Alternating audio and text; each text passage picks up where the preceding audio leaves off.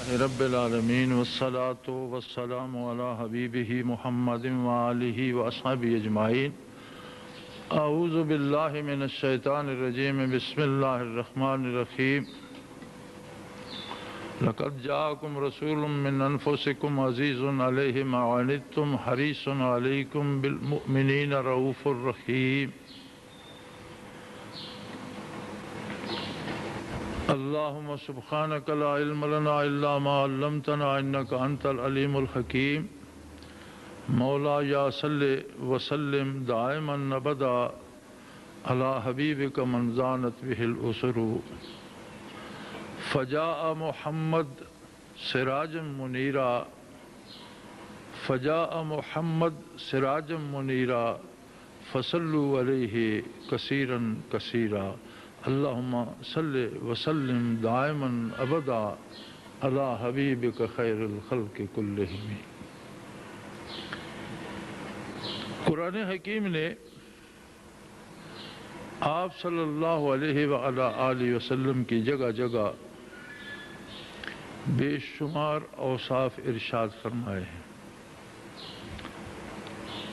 سیدہ ام المومنین حبیب کبریا حضرت عائشہ صدیقہ رضی اللہ تعالی عنہا سے کسی نے سوال کیا تھا آپ صلی اللہ علیہ وآلہ وسلم کے وصال کے بعد کہ آپ کے اخلاق کریمانہ کے بارے کچھ ارشاد فرمائیے۔ چونکہ بیوی جس قدر میاں کے قریب ہوتی ہے یا جن اوقات میں قریب ہوتی ہے کوئی دوسرا نہیں ہوتا، تو آدمی کا اصل حال جو ہے یا اس کا مزاج جو ہے وہ دوسروں کی نسبت بیوی پہ بالکل واضح ہوتا ہے۔ باپ کے ساتھ، ماں کے ساتھ، بہن بھائیوں کے ساتھ، بہنوں کے ساتھ، رشتہ داروں کے ساتھ آدمی تھوڑا سا رکھو بھی رکھ سکتا ہے، دل سے نہ چاہتے ہوئے بھی کسی کا عزت و احترام دنیا داری کے لیے یا دکھاوے کے لیے بھی کر سکتا ہے۔ لیکن بیوی چونکہ ہر لمحے کی ساتھی ہوتی ہے، اس لیے بیوی کے ساتھ دکھاوا نہیں چلتا، اصل بات سامنے آ جاتی ہے۔ تو اس نے حضرت صدیقہ سے پوچھنا چاہا کہ آپ صلی اللہ علیہ وآلہ وسلم کے اخلاق کریمانہ کے بارے کچھ آپ ارشاد فرمائیے۔ تو آپ نے ایک مختصر سا جملہ ارشاد فرمایا کان خلقہ القرآن۔ آپ صلی اللہ علیہ وآلہ وسلم کا اخلاق کریمانہ جاننا چاہتے ہو تو قرآن پڑھتے جاؤ۔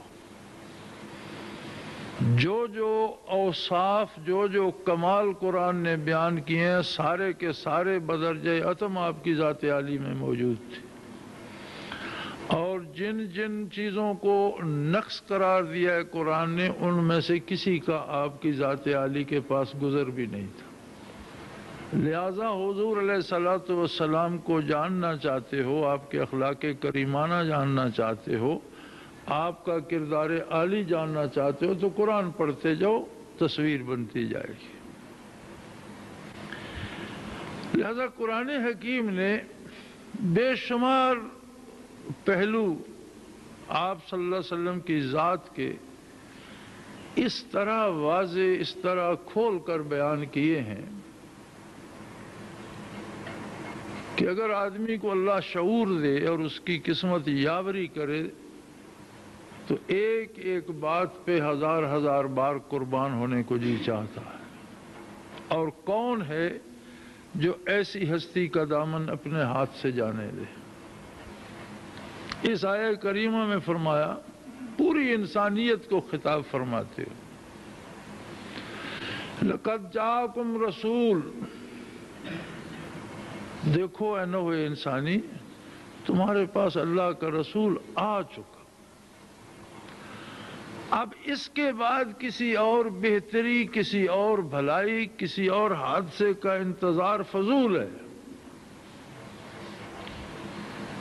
آج ایک ایسا وقت آ گیا ہے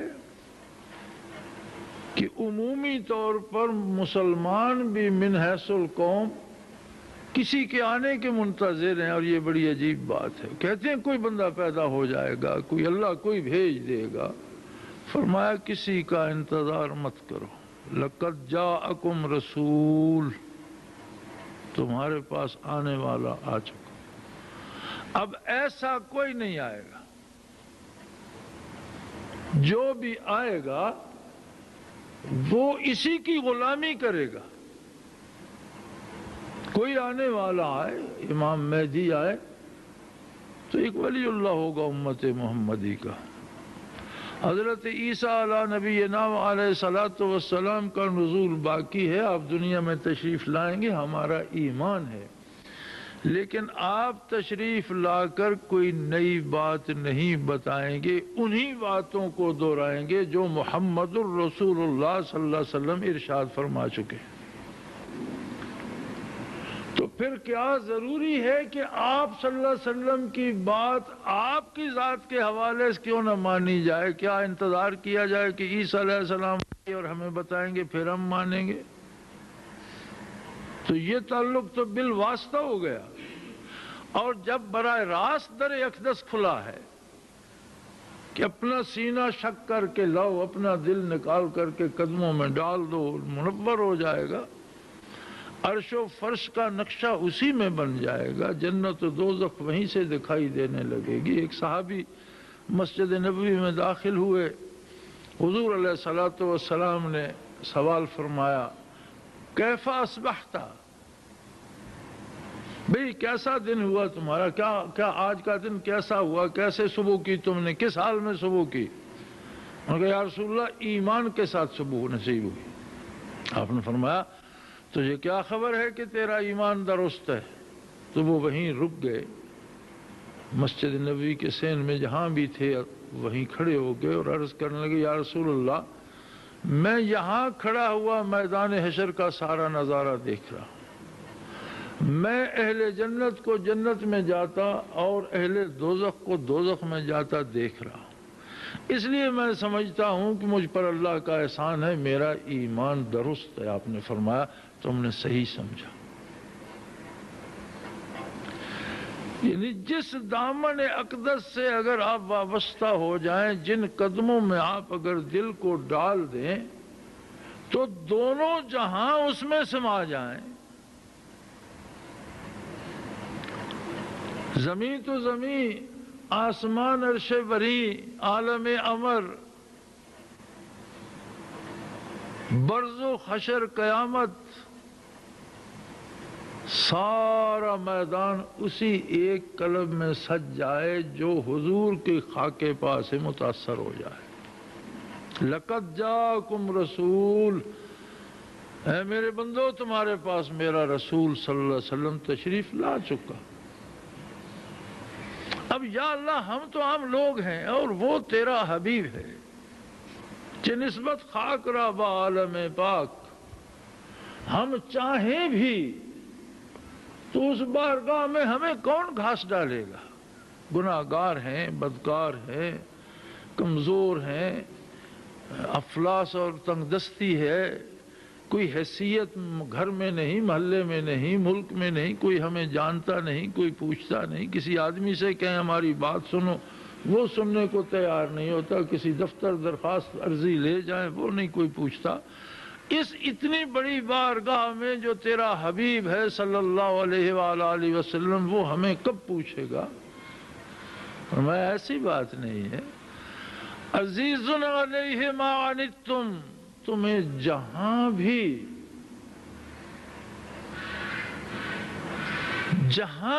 تمہیں کوئی ذرا سا دکھ پہنچتا ہے وہ تمہارا درد محسوس کرتا ہے،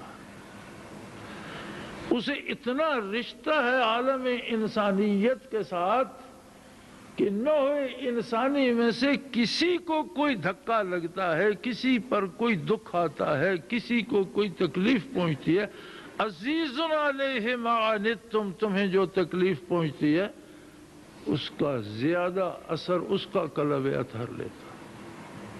قرآن حکیم میں بار بار حضور نبی کریم صلی اللہ علیہ وسلم کو اس بات پہ تسلی دی گئی کہ آپ کا کام میرا پیغام پہنچانا ہے، لوگوں کو پکڑ کر میری بارگاہ میں حاضر کرنا نہیں ہے، لہذا آپ یہ فکر نہ کیا کریں۔ اس کے باوجود شب دراز بارگاہ الوہیت میں روتے بسر ہو جاتی تھی، قدوم اقدس متورم ہو جاتے تھے، اور فکر کس کی ہوتی تھی؟ یا اللہ ان لوگوں کا کیا ہوگا جو میری بات نہیں سنتے، جو میری مخالفت کرتے ہیں، جو مجھ پہ پتھر برساتے ہیں، یہ بیچارے دوزخ میں جائیں گے، ان کا کیا حشر ہو۔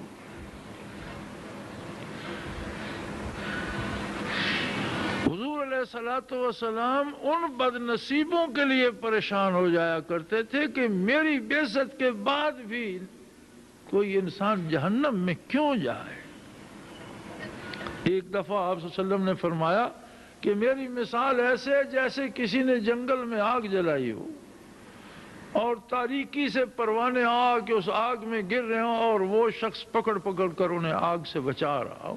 لوگ بھاگ بھاگ کر جہنم کی طرف جا رہے ہیں اور میں پکڑ پکڑ کر ایک ایک کو بچا رہا ہوں۔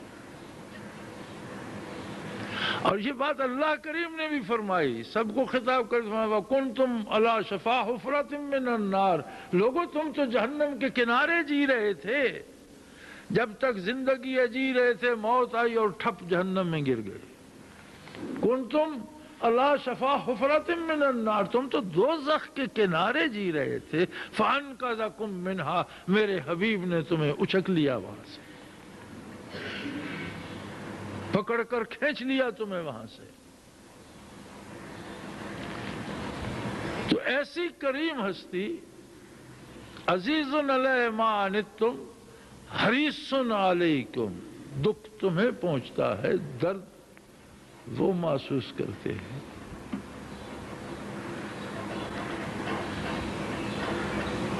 اگر انسانوں کی مثال بدن کی لی جائے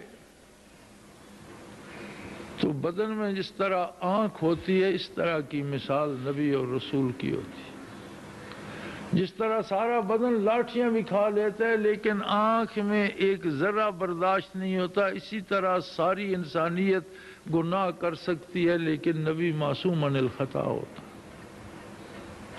ہے۔ رشتہ اس کا ایسا ہوتا ہے عالم انسانیت کے کہ وہ شاعر نے کہا تھا کس قدر ہمدرد سارے جسم کی ہوتی ہے آنکھ، کس قدر ہمدرد سارے جسم کی ہوتی ہے آنکھ، درد ہوتا ہے کہیں روتی ہے آنکھ۔ کس قدر ہمدرد سارے جسم کی ہوتی ہے آنکھ، درد ہوتا ہے کہیں روتی ہے آنکھ۔ یہی بات قرآن حکیم نے فرمائی عزیز علیہ ما عنتم، چوٹ تمہیں لگتی ہے، درد ان کا قلب اطہر محسوس کرتا ہے۔ حریص علیکم، میرا حبیب دو عالم سے بے نیاز ہے۔ جو اللہ کا حبیب ہے اللہ کے سوا اسے باقی کس چیز کی ضرورت ہے؟ دو عالم سے بے نیاز ہے، لیکن تمہارے معاملے میں حرص کی حد تک چلا جاتا ہے، لالچ کی حد تک چلا جاتا ہے کہ تم بچ جاؤ عذاب الہی سے اور تمہیں اپنے دامن میں سمیٹ لے۔ اب تم دامن چھڑا چھڑا کر بھاگتے رہو تو اس میں قصور کس کا؟ حریص علیکم، اے لوگوں تمہارے معاملے میں حرص کی حد تک چلا جاتا ہے میرا حبیب صلی اللہ علیہ وسلم کہ تمہیں بچا لے۔ اور جہاں تک مومنوں یہ تو ساری انسانیت کی بات ہو رہی تھی، اس میں تو حضور کے دشمن بھی شامل تھے صلی اللہ علیہ وسلم۔ جب بات ایماندار کی آتی ہے وَبِالْمُؤْمِنِينَ رَؤُوفٌ الرحیم، مومنوں کے ساتھ تو رؤوف بھی ہے رحیم بھی۔ یہ خطائیں کرتے ہیں وہ دعائیں کرتا ہے، یہ سستی کرتے ہیں وہ ان کے دل میں درد پیدا کرتا ہے، یہ دل کو تاریک کرنے کی طرف بھاگتے ہیں وہ ان کے سینے منور کرتا ہے۔ ہر لمحہ ہر آن فجاء محمد سراجا منیرا، ایک روشن سورج کی طرح حضور تشریف لائے، فصلوا علیہ کثیرا کثیرا، زندگی کا ہر لمحہ ان کی ذات عالی صفات پر درود بھیجتے رہو۔ حضور اکرم صلی اللہ علیہ وسلم کسی فرد کے خلاف تشریف نہیں لائے، کسی قوم کے خلاف تشریف نہیں لائے، افراد کے لیے تشریف لائے، اقوام عالم کے لیے تشریف لائے، سب کو بچانے کے لیے تشریف لائے، اور ساری انسانیت کے لیے رسول ہیں آپ صلی اللہ علیہ وسلم۔ آپ تشریف لائے جہالت کے خلاف۔ جہالت ظلمت ہے، تاریکی ہے، اندھیرا ہے۔ تاریکی میں، اندھیرے میں نہیں سمجھ آتی پاؤں سانپ پر پڑ رہا ہے، نہیں سمجھ آتی پاؤں کسی کھڈے میں پڑ رہا ہے، نہیں سمجھ آتی کہ آگے کنواں ہے گر جاؤں گا۔ آپ صلی اللہ علیہ وسلم آئے اور آپ علم لائے۔ علم نور ہے، ایسا علم لائے جس نے عالم میں چکا چوند کر دیا۔ انسان صرف اپنے آپ اور اپنے ارد گرد سے آشنا نہ ہوا، بلکہ انسان اس دنیا میں بیٹھ کر اس دنیا کے مشاہدے کرنے کے قابل ہو گیا۔ انسان بالائے آسمان، بالائے عرش، عالم امر تک جا پہنچا، بلکہ انسان ذات ربی تک جا پہنچا اور اتنا پہچانا اللہ کو کہ اس پر عاشق ہونے کا دعویٰ کر بیٹھا۔ بھلا بتاؤ تو صحیح، جو جس کو جانتا ہی نہ ہو اس پر عاشق ہو سکتا ہے؟ جو جس کے جمال سے واقف ہی نہ ہو اس پر عاشق ہو سکتا ہے؟ تو پھر یہ عشق الہی کیسا؟ نہ خدا کو تھا کوئی جانتا، نہ خودی سے تھا کوئی آشنا، کسی کو نہ اللہ کی خبر تھی نہ اپنے آپ کی خبر تھی۔ یہ سارا نور جو علم کا دیا، یہ آقا نامدار صلی اللہ علیہ وآلہ وسلم نے دیا۔ علم کی حقیقت ہی اسلام ہے، اور حضور مخالف ہیں ظلمت کے، تاریکی کے۔ کفر ظلمت ہے، کفر تاریکی ہے، گناہ تاریکی ہے، گناہ تاریکی سے ہوتا ہے اور گناہ سے دل پر تاریکی آتی بھی ہے۔ انسان جب ظلم کرتا ہے اس کا اپنا دل تو سیاہ ہوتا ہی ہے، فضا میں بھی سیاہی پھیلتی ہے۔ حضرت علی کرم اللہ وجہ الکریم، سیدنا فاروق اعظم رضی اللہ عنہ کے زخمی ہونے پر جب آپ کی حالت بہت نازک ہوئی تو ایک یہودی جراح بہت مشہور تھا، حضرت علی رضی اللہ عنہ نے گھوڑا دوڑایا اور اس کے گھر جا پہنچے، نواح مدینہ میں تھا۔ کیونکہ آپ کا پیٹ اس طرح پھٹ گیا تھا کہ منہ میں دودھ ڈالتے تھے تو پیٹ کے زخم سے باہر آ جاتا تھا۔ سارے جراح لاچار ہو گئے۔ حضرت علی نے فرمایا کہ میں اس کو لاتا ہوں۔ وہاں پہنچے تو اسے گھوڑا تیار کرنے کی مہلت نہیں دی کہ تم میرے پیچھے اپنا تھیلا لے کر میرے پیچھے میرے گھوڑے پہ بیٹھ جاؤ، اتنی فرصت نہیں ہے، امیر المومنین کی حالت نازک۔ بیٹھ گیا۔ تھوڑی دور چلے تو آپ نے گھوڑا روک لیا اور اسے کہنے لگے کہ ابھی زیادہ دور نہیں آئے، میرا خیال ہے تم واپس جا سکتے ہو، مجھے جلدی ہے جانے کی، ورنہ میں تمہیں گھر چھوڑا تھا، اب تمہاری ضرورت نہیں رہی، چلے جاؤ۔ اس نے کہا عجیب بات ہے، یا تو آپ نے مجھے اس مصیبت میں ڈال رکھا تھا کہ مجھے اپنا گھوڑا تیار نہیں کرنے دیا، یا مجھے کہہ رہے اتر جاؤ واپس چلے جاؤ۔ اب کیا ہوا؟ کہنے لگے امیر المومنین شہید ہو چکے۔ اس نے پوچھا آپ کو کیسے پتا؟ کہ میں جانتا ہوں یہ جو ریوڑ ہے، یہ جو بکریاں چل رہی ہیں یہ کسی اور کی ہیں، اور جس فصل میں چل رہی ہیں یہ کسی دوسرے کی ہے، اور یہ ممکن نہیں کہ عمر زندہ ہو اور دوسرے کا جانور دوسرے کا فصل کھا جائے، یہ ممکن نہیں۔ اس کا مطلب ہے کہ عمر شہید ہو چکا ہے، امیر المومنین دنیا سے اٹھ چکے ہیں۔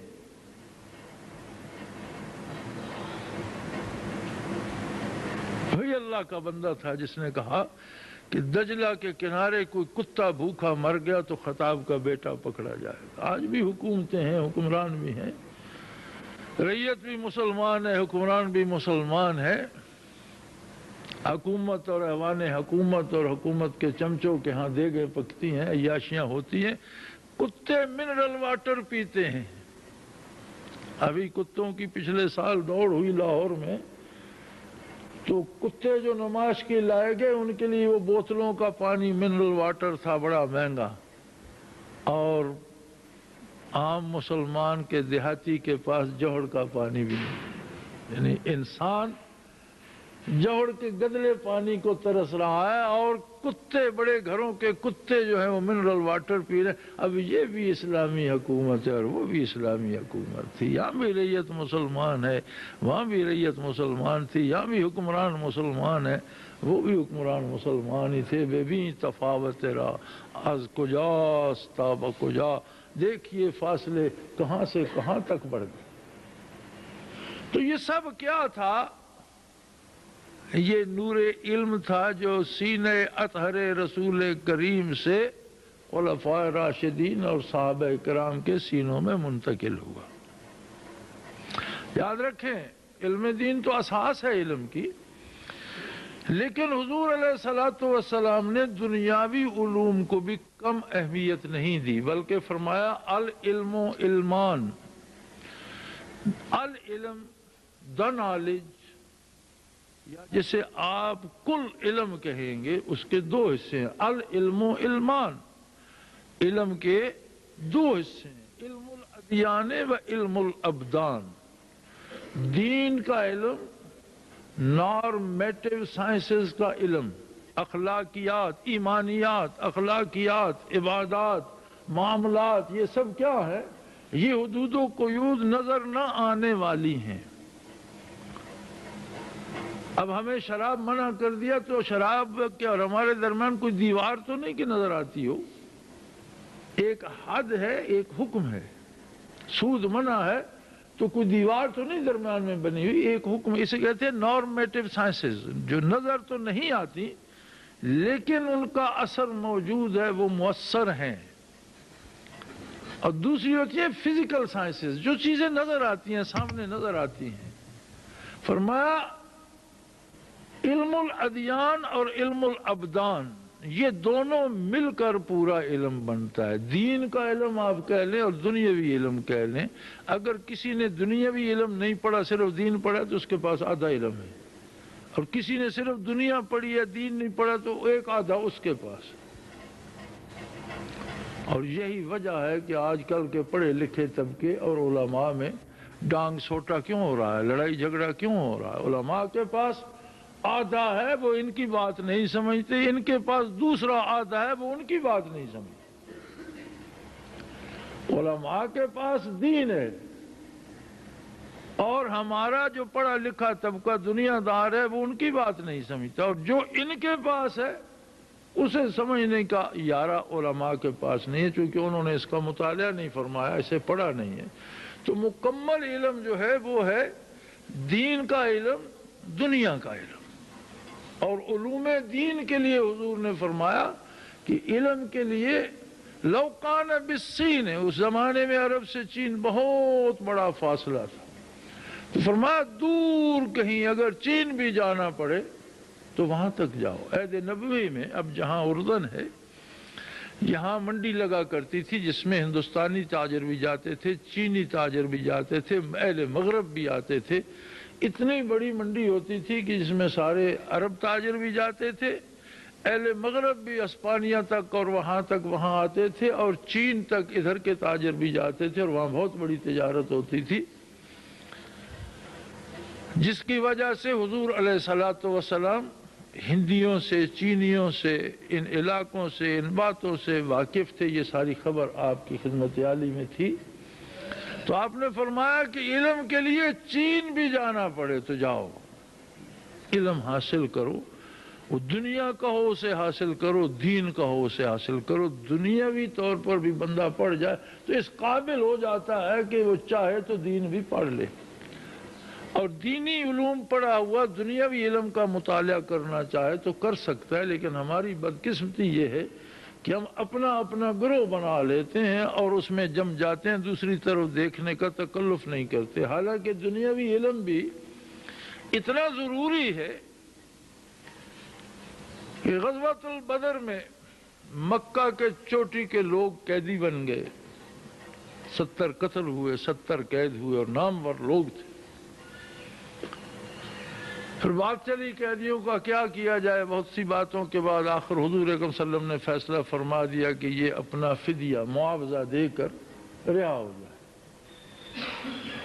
مقرر کر دیا گیا ہوگا معاوضہ، ہر کوئی اپنا دیتا رہا، رہا ہوتا گیا. پھر وہ آگے جن کے پاس اتنے پیسے نہیں تھے، کم تھے، ان سے حضور نے رعایت فرما دی. پھر ایک طبقہ وہ رہ گیا، کچھ لوگ جن کے پاس دینے کو کچھ بھی نہیں تھا. ان کی بات حضور کی بارگاہ عالی میں عرض کی گئی کہ یا رسول اللہ صلی اللہ علیہ وسلم، اب کچھ لوگ وہ باقی رہ گئے جن کے پاس فدیہ دینے کو کچھ بھی نہیں. فرمایا ان سے پوچھو، اگر وہ الف بے جیم لکھنا پڑھنا جاتے ہیں تو مدینے کے کچھ بچوں کو لکھنا پڑھنا سکھا دیں، یہی ان کا فدیہ. اب ظاہر ہے مکے کے کافروں نے جو قیدی تھے انہوں نے قرآن تو نہیں پڑھانا تھا، انہوں نے یہی الف بے جیم حساب کتاب جغرافیہ تاریخی پڑھائی ہوگی. تو اس کا مطلب ہے کہ حضور صلی اللہ علیہ وسلم کے نزدیک اس دنیاوی علم کی اہمیت بھی کم نہ تھی، اور اسی کے حصول کے لیے فرمایا کہ اگر چین بھی جانا پڑے تو جاؤ. اس کا مطلب ہے کہ آپ جو دنیاوی علوم کا مطالعہ کر رہے ہیں یہ بھی اطاعت محمد الرسول اللہ میں داخل ہے، کہ آپ کتنے خلوص سے، کتنی محنت سے اپنا وقت صرف کرتے ہیں، اور اپنی تعمیر میں اپنا کتنا خلوص صرف کرتے ہیں. یہ جو علم کا تھوڑا سا موقع ملتا ہے انسان کو ابتدائی ایام میں، جب والدین اس کا بوجھ بھی اٹھاتے ہیں، سکول کے اخراجات بھی اٹھاتے ہیں، کالج کے اخراجات بھی اٹھاتے ہیں، تو یہ وقت ہوتا ہے اپنے آپ کو تعمیر کرنے کا. بچے کے لیے یہ وقت ہوتا ہے اپنے آپ کو بنانے کا. جب وہ میدان عمل میں جاتا ہے جوان ہو کر تو وہاں اسے احساس ہوتا ہے کہ آج میرا وہ امتحان پاس ہوتا تو مجھے یہ جاب مل جاتی، آج میرا وہ کورس پاس ہوتا. لیکن اس وقت اس کے پاس امتحان پاس کرنے کی فرصت نہیں ہوتی. غم روزگار اسے مہلت نہیں دیتا، اس کا پیٹ کھانا مانگتا ہے، آگے بچے ہو جاتے ہیں، ان کی ضرورتیں آ جاتی ہیں، پھر اسے مزدوری کرنی پڑے، ٹوکری اٹھانی پڑے، محنت کرنی پڑے، پھر اس میں پڑ جاتا ہے. پھر اس کے پاس اپنے بنانے کے لیے کچھ نہیں ہوتا، آنے والی نسل کو بنانے کی ذمہ داری اس پہ آ جاتی. لہذا بچوں کے لیے سب سے بہترین موقع یہ ہوتا ہے کہ جب والدین ان کی تربیت کے لیے بوجھ اٹھائے ہوئے ہوتے ہیں تو انہیں چاہیے کہ پورے خلوص، پوری دیانت سے اپنے حصول علم میں پوری محنت کریں. اور یہ بھی اطاعت پیغمبر صلی اللہ علیہ وسلم کا ایک انداز ہے، یہ بھی برکات محمد الرسول اللہ ہے کہ کسی کو علم دنیا بھی نصیب ہو جائے. آج ماڈرن ٹیکنالوجی میں یا جدید تحقیق میں کہا جاتا ہے کہ مسلمان سب سے پیچھے ہیں، اور یہ بالکل غلط کہا جاتا ہے. مسلمان خواہ برائے نام بھی ہو، دماغی صلاحیتیں اس میں کافر سے کئی گنا زیادہ ہوتی. مسلمان حکومتیں پیچھے، مسلمان پیچھے نہیں ہے. میں نے امریکہ کے جدید تکنیکی اداروں کو اور تحقیقی اداروں کو جا کر دیکھا، وہاں بھی چوٹی کے اساتذہ جو ہے وہ مسلمان ہیں اور اکثر پاکستان کے رہنے والے ہیں.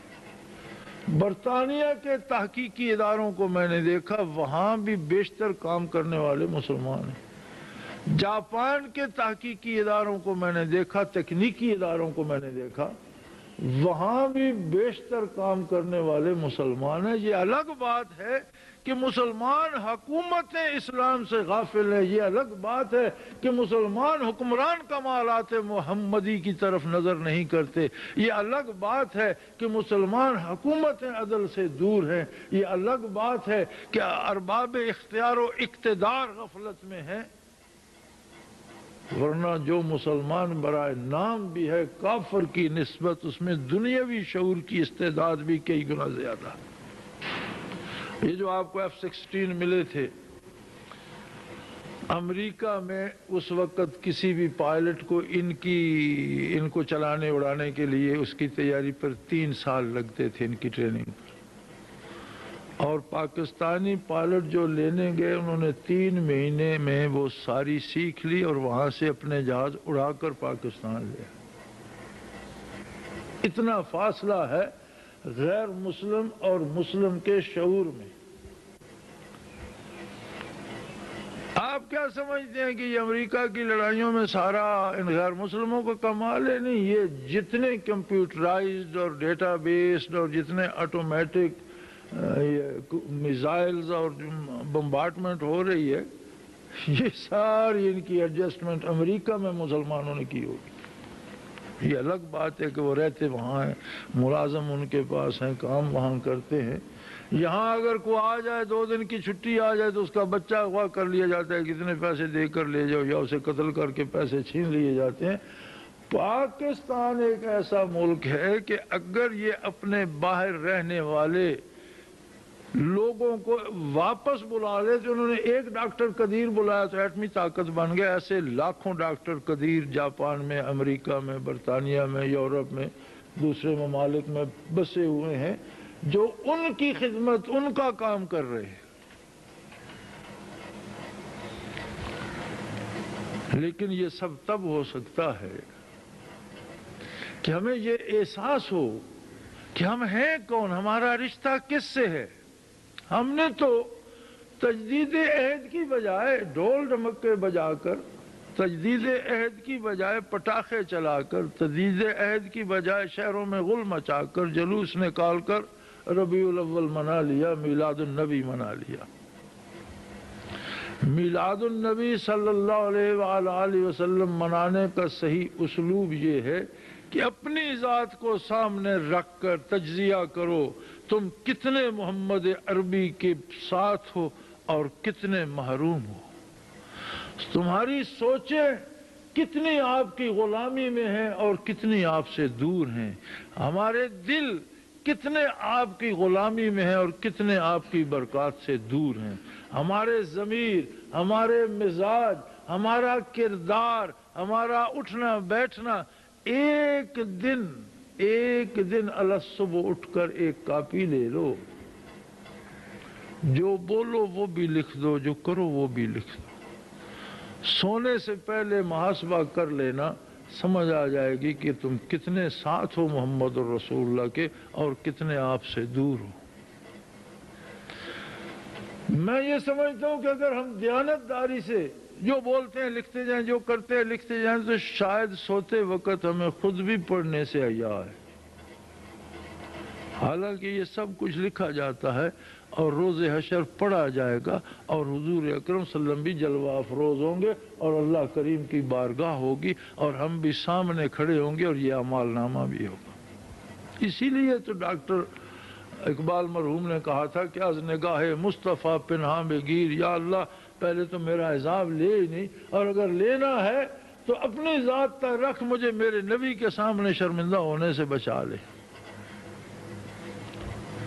تو ربیع الاول منانے کا بھی صحیح انداز یہ ہے کہ دوسروں پر فتوے لگانے سے پہلے ہم اپنا محاسبہ کر لیں کہ بحمد اللہ ہم کتنے عملی طور پر، قلبی طور پر، فکری طور پر، علمی طور پر کتنا اتباع کر رہے ہیں آپ صلی اللہ علیہ وسلم کا، اور کہاں کہاں کمی ہے، جہاں کمی ہے وہاں 2 کام کرے، ایک تو توبہ کرے، اللہ سے دعا کریں اس توبہ پہ قائم رہنے کی توفیق بھی دے، اور اللہ کریم سے دعا کریں کہ وہ اتباع رسالت کی توفیق بھی عطا فرمائے اور اپنے آپ کو پکڑ کر کھینچ کر واپس بارگاہ عالی میں لے آئے۔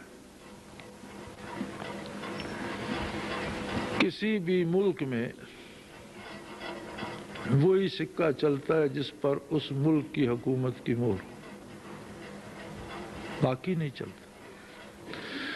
یہ ہمارا کردار، ہمارے اعمال جو ہیں، یہ سکہ ہے میدان حشر کا، یہ دولت ہے آخرت کی، یہ سرمایہ ہے قبر کا، برزخ کا۔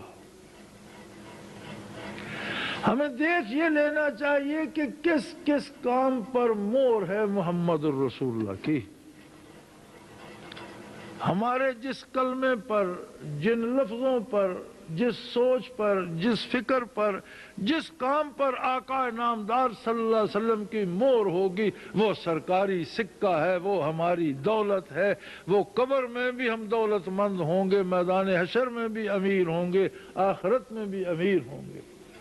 اور اگر سارا جعلی جمع ہم نے کر لیا ہے، کوئی رسم کسی سے لے لی، کوئی کسی سے لے لی، تو جس طرح کوئی نقلی نوٹ بنا کر دے دے تو وہ تو الٹا قید ہو جاتا ہے، پکڑا جاتا ہے، آخر سزا پاتا ہے، اس سے تو کوئی بات نہیں بنی۔ ربیع الاول تو شاید اب آ کر جانے کو بھی ہے، نصف سے اوپر جا رہا ہے، ربیع الاول تو پھر آ جائے گا اور یہ ساری یادیں اپنے دامن میں پھر لے آئے گا، لیکن کس کے پاس ضمانت ہے کہ وہ اگلے ربیع الاول تک ہوگا؟ کس کے پاس ضمانت ہے کہ وہ کل تک ہوگا؟ کس کے پاس ضمانت ہے کہ وہ اگلی سانس لے سکے گا؟ لہذا پہلا کام یہ ہے کہ اللہ سے دعا کرو، اللہ مجھے نبی کا غلام بنا دے۔ اپنے عمل کو خود جانچو۔ سیدنا فاروق اعظم رضی اللہ عنہ فرمایا کرتے تھے کہ اپنا حساب کیا کرو اس سے پہلے کہ تم سے حساب لیا جائے، اس وقت تم کچھ نہیں کر سکو گے۔ آج حساب کرو گے تو اپنے آپ میں، اپنے کردار میں، اپنی فکر میں، اپنے عمل میں تبدیلی کرنے کی توفیق عطا ہو جائے گی۔ ایک سادہ سی بات ہے، بعثت عالی کے بعد کوئی دوسری ہستی نہیں ہے جس کی طرف دیکھا جائے۔ کوئی ہے تو صرف اس لیے ہے کہ وہ ہمیں حضور کی بارگاہ تک لے جائے، اس بارگاہ کا آشنا ہو، آپ کا حکم ہم تک پہنچا دے، آپ کی بات ہمیں سنا دے، ورنہ کوئی دروا نہیں ہے سوائے در محمد مصطفیٰ صلی اللہ علیہ وسلم کے۔ تمام دروازے اللہ کی بارگاہ کو جانے والے، تمام راستے، تمام کھڑکیاں، تمام دروازے بند ہو گئے، ایک ہی دروا ہے اور وہ در ہے محمد الرسول اللہ صلی اللہ علیہ وسلم کا۔ اور یہ یاد رکھ لو، میں پہلے بھی عرض کر چکا ہوں کہ حضور کسی قوم کے خلاف مبعوث نہیں ہوئے، حضور کسی فرد کے خلاف مبعوث نہیں ہوئے، بلکہ سارے انسانوں کی خاطر سب کے لیے مبعوث ہوئے ہیں اور سب کے لیے کریم ہے۔ اور جو بھی بارگاہ عالی میں حاضر ہو، جو بھی توبہ کرنا چاہے، جو بھی آپ کا دامن تھامنا چاہے، حضور اسی کو قبول فرما کر خوش ہو جاتے ہیں۔ لیکن شرط یہ ہے کہ کوئی دل سے فیصلہ کرے بھی صحیح کہ مجھے آپ کا دامن چاہیے۔ یہدی الیہ من ینیب، انابت دل کا، دل کی گہرائی کا فیصلہ ہوتا ہے۔ دل مان جائے، بندہ فیصلہ کر لے، اللہ توفیق عطا کر دیتا۔ تو میرے بھائی، میں بھی، آپ بھی، ہم سب اپنا اپنا محاسبہ کریں اور دیکھیں کہ ربیع الاول نے تو آ کر ہمیں پھر سے جھنجھوڑ دیا کہ یہ وہ ماہ مبارک ہے، یہ مبارک دن ہے، یہ مبارک راتیں ہیں جب آمنہ کا لال دنیا پہ جلوہ افروز ہوا۔ حضور اپنے فضائل میں فرماتے ہیں کہ جعل لی الارض مسجدا و طہورا۔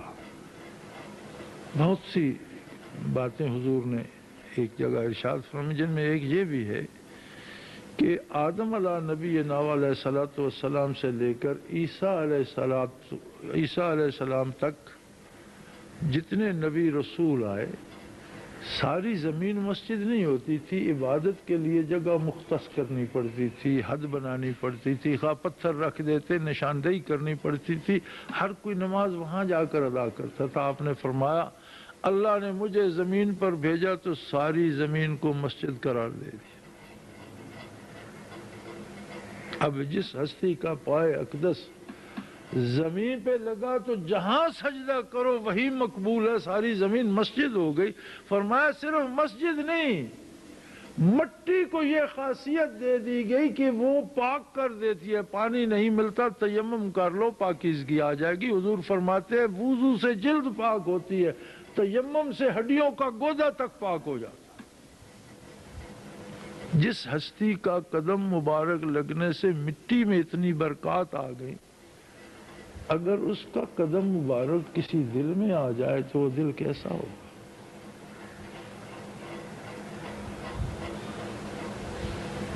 دیکھنا ہمیں یہ ہے کہ ہم کہتے تو ہیں، لیکن کیا ہم نے دل میں حضور کو جگہ دی، آپ کی عظمت کو جگہ دی؟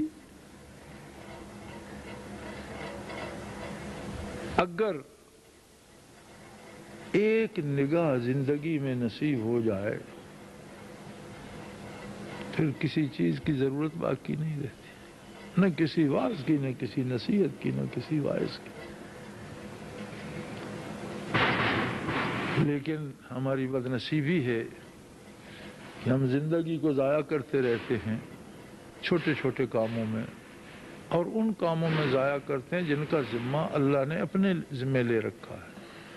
ہم پر فرض ہے رزق حلال تلاش کرنا، ہم پر فرض ہے روزی کے وسائل اختیار کرنا، لیکن کتنی روزی ملتی ہے، کیسے ملتی ہے، یہ ہمارا معاملہ نہیں ہے، وہ خود دیتا ہے۔ اسباب اختیار کرنا عبادت ہے، نتائج وہ خود پیدا فرماتا ہے۔ لیکن تلاش حق، اتباع رسول، اس کے ہم مکلف ہیں، اس کا ہم سے حساب لیا جائے گا۔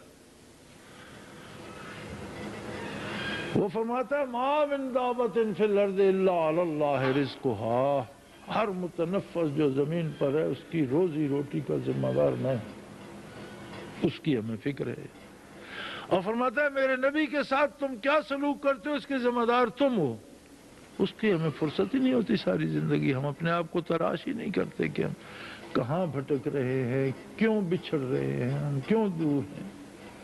اللہ کریم ہمیں یہ صحیح سوچ، صحیح توفیق عمل، اپنی محبت، اپنے حبیب صلی اللہ علیہ وسلم کی محبت اور اپنے بندوں کی محبت عطا فرما دے۔ وآخر دعوانا ان الحمدللہ رب العالمین۔